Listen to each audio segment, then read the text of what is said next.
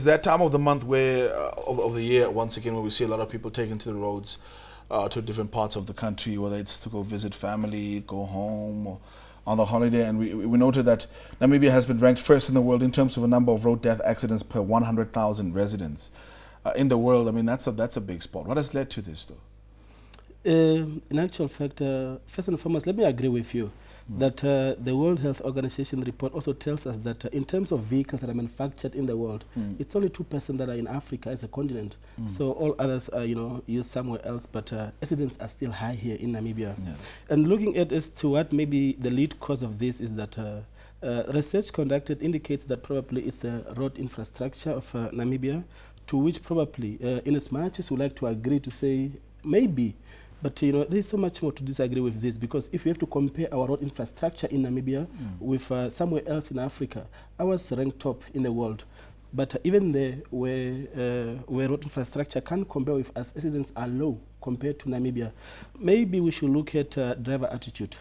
Driver attitude, looking at obedience in terms of the law, because looking at in terms of as a police officer, in terms of our investigations, what have come forth predominantly as to what might be the cause is that reckless and negligent driving, drivers overtaking where they're not authorized to overtake, at the blind rise, or overloading unroadworthy vehicles. These are some of the causes.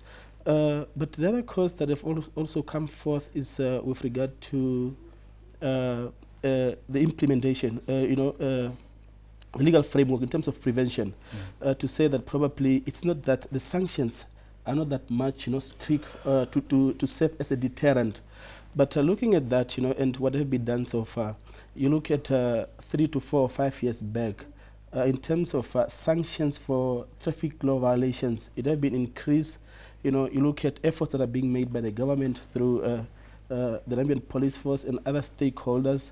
Look at non-governmental organizations, their involvement, Let's reflect a little bit on those sanctions. What exactly are those sanctions? What are the measures right now if I'm, for example, responsible for fatalities in a road accident where I was a drunk driver that in fact caused the accident? In terms of those sanctions, it ranges from small violations to bigger violations where accident took place, where somebody have been injured. You look at somebody who have been to be found driving without a driver's license. Sanctions have been increased from a mere $500 that used to be paid to $2,000.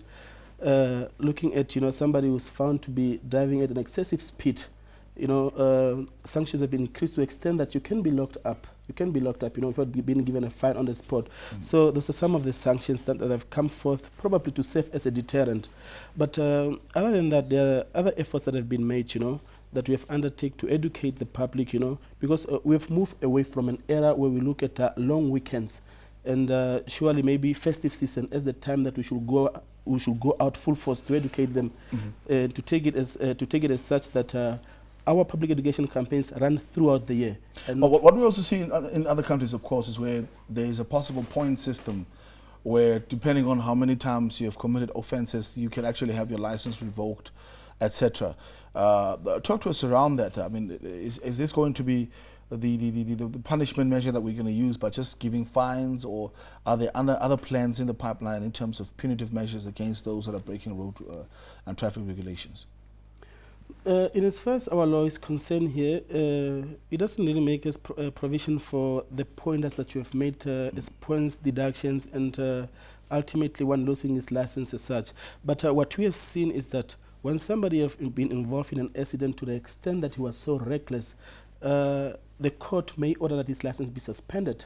So, but in terms of just minor violations, it's a matter of getting a ticket that you should either admit guilty and pay, or appear in court to defend as to why you have involved in such a conduct. It's not that much that one can through a point system lose his license. It doesn't really come before our courts.